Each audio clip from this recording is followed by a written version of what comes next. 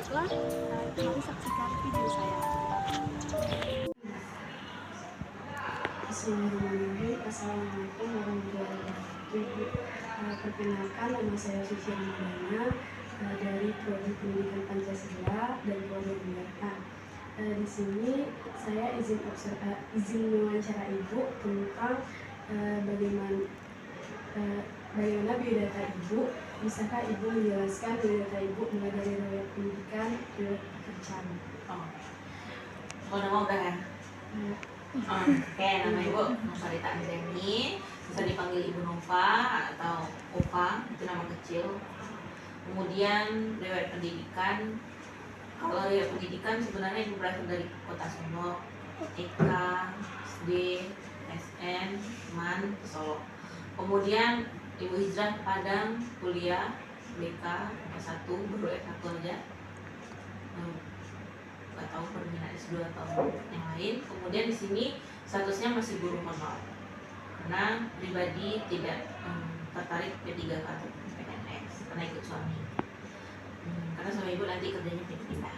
Kemudian kalau pengalaman mengajar di 2 sekolah, SMA Pembangunan dan Arisalah boarding school,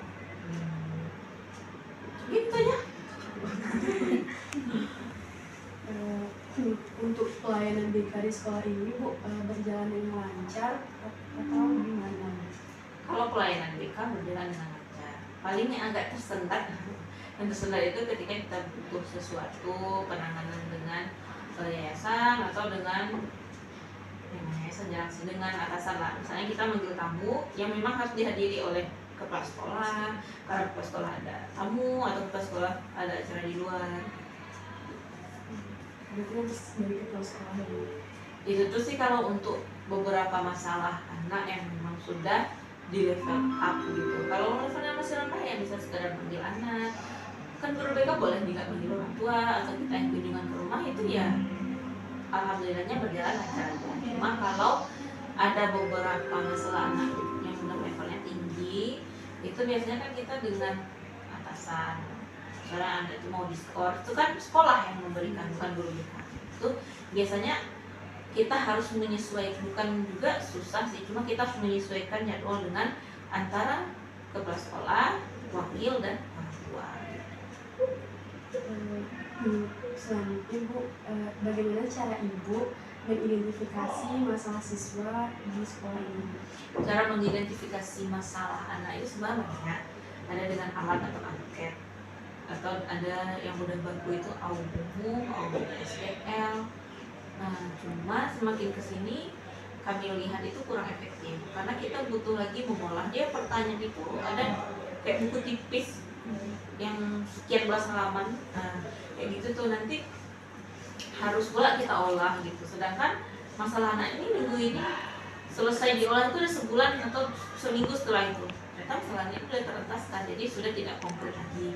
Karena selain azas kerahasiaan yang perlu ditekankan di guru BK itu adalah azas kekinian. Maksudnya itu masalah yang akan kita selesaikan, kita bantu anak itu adalah masalah yang sekarang.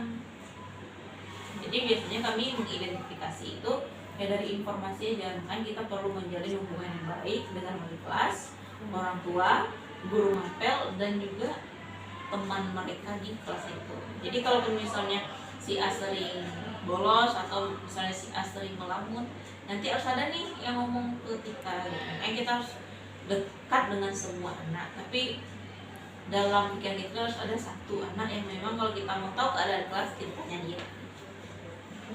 Kerjasama. Iya, kerjasama lah gitu. Bagi pendekatan Ibu dalam membantu siswa mengatasi masalah pribadi atau akademis itu bagaimana? Untuk anak. Kalau masalah pribadi anak, biasanya mereka itu di kelas 10 kali. Misalnya kayak susah untuk beradaptasi, bersosialisasi dengan lingkungan sekolah baru. Kalaupun nanti udah meningkat di kelas 11, 12 itu biasanya masalah yang lebih itu adalah belajar lagi tuh. Gimana mereka belajar di sekolah, gimana belajar dengan guru A, guru B, menyelesaikan pembelajaran tentang ini gitu. Tapi kalau yang masalah apa satu lagi? Akademis. Kalau akademis, nah akademis itu biasanya kita harus mensinkronkan informasi anak dengan guru novel. Kadang anak ini dia kayak, ibu tuh pemberan mana bu di kelas bu, karena ibu tuh kalau ke anak cowok itu, kalau ke kami yang laki-laki gue berak sih. Kita harus lihat lagi, kadang anak ini kan dia emang bela-bela dirinya aja, padahal emang mereka sering los, nggak mengindahkan kata-kata guru, sering terlambat kayak gitu. Jadi biasa kami panggil, nanti disadarkan, bilang tuh kayak gini. Kemudian kalau saya pribadi sih sering bilang ke anak, kamu sebagai siswa yang butuh guru itu siapa? Kamu atau guru itu? Saya gitu. Yang lebih tua siapa? Ibu itu. Jadi kayak gitu aja. Karena sebenarnya bukan mereka itu nggak suka belajar, tapi ya kayak memang usia mereka, apalagi terutama yang cowok itu kebanyakan memang pengen main, pengennya belajar tuh olahraga aja terus. Bagaimana ibu merencanakan berkolaborasi dengan guru mata pelajaran, orang tua, dan administrator sekolah dalam memberikan dukungan kepada siswa? Gimana merencanakannya? Itu kalau untuk dengan bagian administrasi sekolah dan operator sekolah itu biasanya, misalnya kalau pengisian data anak sudah kodik untuk dari kelas 10 naik ke kelas 11 itu kan nanti mereka milih tuh F1, F2 sampai F6 yang sebenarnya itu adalah nama MIPA 1 sampai dengan IPS dan bahasa. Itu nanti kan yang mengisikan data ke Dapodik adalah operator sekolah. Itu operator sekolah juga udah tahu. Paling kita kayak kita udah bikin program, walaupun operator kadang nggak tahu programnya, paling kita bilang, nah besok nih tanggal sekian tuh kita harus kayak gini ya Pak ya, Bu ya, gitu. Nanti kita kerjasama. Gitu. Tapi kalau dengan sekolah, dengan pihak wakil kurikulum, wakil kesiswaan, dan atasan itu biasanya setelah tonggak karya akan dikasih waktu limitnya mengumpulkan program BK 1 semester atau 1 tahun segini gitu.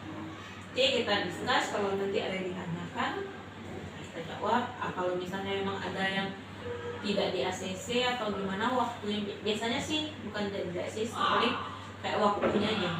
Karena kan kita juga ada kadang-kadang agenda sekolah. Kalau dengan orang tua tuh merencanakan berkolaborasi dengan? Kalau dengan orang tua biasanya orang tua nggak tahu program kita, cuma yang orang tua kita berkolaborasi dengan orang tua, misalnya kayak kelas 10-11 nih, kan mereka mau memilih, nah itu emang dikasih selebaran angket, mereka ngisi mau ke F1, F2 atau F6, itu nanti mereka diskus dengan orang tua. Misalnya dia kan udah punya nih hasil tes IQ, tes IQ-nya tinggi 135, tapi numerik, linguis dan lain-lain itu rendah. Yang tinggi adalah listening. Sedangkan misalnya orang tua background dokter misalnya, pengen itu anaknya jadi dokter, kan IQ-nya tinggi bu. Tidak bisa, kita harus melihat numerik anaknya berapa, kapasitas belajarnya di mana. Gitu. Itulah kemarin tuh kami panggil orang tua, kita sosialisasikan sehingga orang tua menjadi lebih paham kenapa anaknya di kota-kota menjadi F1 sampai F6. Maka tidak salah anak itu diletakkan, kan ibaratnya ikan kita suruh lari kan nggak bisa. Itulah yang kita upayakan, yang kita panggil orang tua. Memang kalau program mereka kayak gini, orang tua nggak tahu, paling komite sekolah tahu gitu. Untuk mengukur dampak layanan bimbing konseling kepada siswa itu gimana? Kalau mengukur dampak secara nyatanya itu kita lihat dari perubahan perilaku. Kalau misalnya ada satu anak yang tidak bisa bersosialisasi, kita lakukan konseling, setelah kita bimbing, kalau mereka udah berteman, udah belajar ceria, berarti kan sebenarnya udah berdampak nih. Tapi kalau kita melihat dampak secara singkat, misalnya ini satu sesi konseling, itu biasanya kamu kasih satu lebaran ke anak itu, enggak kayak misalnya cuma berisikan nama, kelas, masalahnya tentang apa, misalnya pribadi, sosial kayak gitu. Anggapanmu tentang konseling ini gimana? Puas? Tapi saya nanti isi dengan video. Kenapa kamu nggak puas? Itu loh bu, aku senang sebenarnya cerita sama ibu, tapi aku belum puas lagi bu, nggak tahu aku mau ngapain. Kadang konseling itu ada yang memang kita cuma butuh satu, dan kita butuh sampai 2 atau 3 kali konseling, tergantung masalah. Tergantung masalahnya. Untuk menjelaskan menjelaskan dan menerapkan prinsip bimbingan konseling kepada siswa, orang tua, dan staf sekolah itu gimana Bu? Menjelaskan Ibu, prinsip bimbingan konseling itu. kalau di sekolah ini sih alhamdulillah orang-orang tuh udah tahu gitu gimana BK itu. Kalau ada anak yang masuk BK itu nggak kepo misalnya apa gitu, cuma walaupun ada sebenarnya soal anak kamu tadi tuh orang mana kayak gitu. Cuma kita balik lagi, kita yang punya prinsip, ada masalah anak yang bisa kita share, ada yang tidak. Kemudian kita memang nggak bisa bekerja sendiri. Kalau untuk konseling anak kan oke, tapi misalnya pembuatan surat itu kan PTU. Itu sih kalau menurut ibu sih kita menjalin kerjasama yang bagus antar sesama kita pekerja kayak gitu aja, sebagai sesama guru itu dan TD misalnya gitu. Kalau yang lain-lain sih kayaknya nggak terlalu. Kalau untuk mengimbangi antara keterbukaan kerahasiaan dalam konseling dengan tetap mematuhi azas privasi dan kepercayaan itu gimana? Azas ya. Azas keterbukaan itu, maksud keterbukaan itu anak itu yang terbuka kepada guru BK, bukan guru BK-nya yang terbuka ke guru lain atau klien lain kayak gitu. Kepercayaan. Nah, kalau yang kerahasiaan itu si guru BK-nya yang dituntut gitu. Apa yang anaknya udah terbuka, kita yang memegang itu, kita tutup lagi kayak gitu. Sama privasi Bu. Iya. Karena gimana ya, masalah anak ini kadang itu memang ada yang tidak bisa sama sekali di-share gitu. Kadang pun kalau misalnya itu gimana nih, kayaknya gue gak bisa nih itu kan sama musuhnya. Gue bilangnya sama gurunya, jangan ibu malu gue ini. Itu emang harus kita diskusi. Dan kalaupun misalnya memang harus dipaksa orang tua, itu biasanya kan kita sebagai guru tahu nih, misalnya anaknya melakukan penyimpangan kayak gitu kan, kasih tahu orang tua. Ya gimana kita membahasakan, karena orang tua harus tahu, kamu mau nggak ini jadi lebih baik atau kamu mau ngulangi lagi. Tapi sejauh ini sih kalau masalah-masalah di sini relatif ringan ke sedang, yang berat-berat itu ya.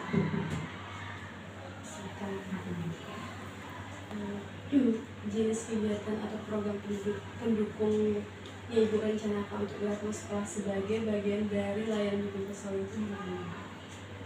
Kalau yang pendukung biasanya ya kayak kita melakukan tes IQ itu mendukung sekali untuk pengklasifikasian kelas F1 itu di kelas 11, kemudian untuk sekolah lanjutan di kelas 12. Karena dengan adanya tes IQ kita tuh jadi tahu, oh anaknya ini nggak bisa nih, misalnya ada nih, oh ini teknik bukan cowok nih, misalnya teknik keren gitu kan, ya kamu aja hitung-hitungnya susah, nanti misalnya tuh bunuh diri kamu, ya masa UI serius gitu.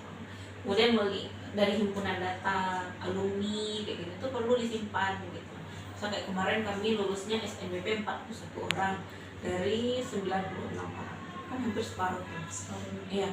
Nah itu perlu disimpan tuh datanya, karena itu akan membuka peluang untuk anak selanjutnya gitu, disimpan gitu.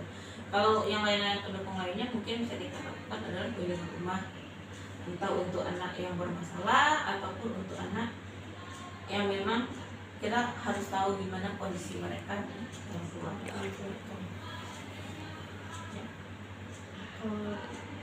Pengalaman Ibu atau dapat mendukung peran dalam memberikan bimbingan konseling itu gimana?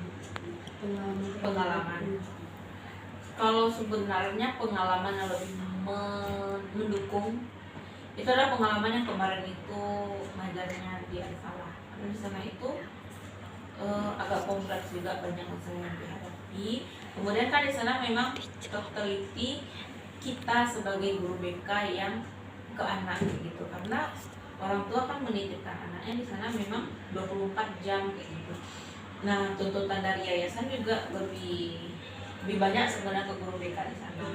Kemudian anak juga bercerita itu lebih banyak ke guru BK, karena kalau di sini kan lebih banyak juga stay-nya di bawah. Kalau di guru BK di sana itu memang kami stay di ruang BK, nanti ada tuh memang pasti ada tamu setiap hari ke BK kayak gitu. Karena mereka tidak ketemu dengan ayah ibunya tiap hari, otomatis mereka butuh bercerita itu yang ke guru BK. Makanya perlunya peran positif dari guru BK sehingga anak itu terbuka. Itu aja sih sebenarnya. Terus pas di sini ya Perbandingannya di sini jangan kita compare. Mereka ada SMA karena mereka sedekat ini sama dia, tapi pas ketemu dia nggak acuh aja gitu. Tapi kalau moodnya bagus, ibu peluk lah buat ini bu, pengen peluk kamu, ibu marah mulai. Cuma tetap ditekankan walaupun kita berteman dengan mereka, tapi yang harus mereka tanamkan kalau kita itu adalah guru. Karena kalau terlalu asik dengan anak itu takutnya nanti mereka melunjak dan memang mikirnya dia itu teman, tapi tetap disadarkan ke mereka tuh aku ini guru kamu sampai kapanpun guru gitu. Itu aja sih. Terima kasih Bu atas waktunya Bu, semoga apa yang Bu sampaikan bermanfaat untuk kami Bu. Terima kasih Bu. Iya.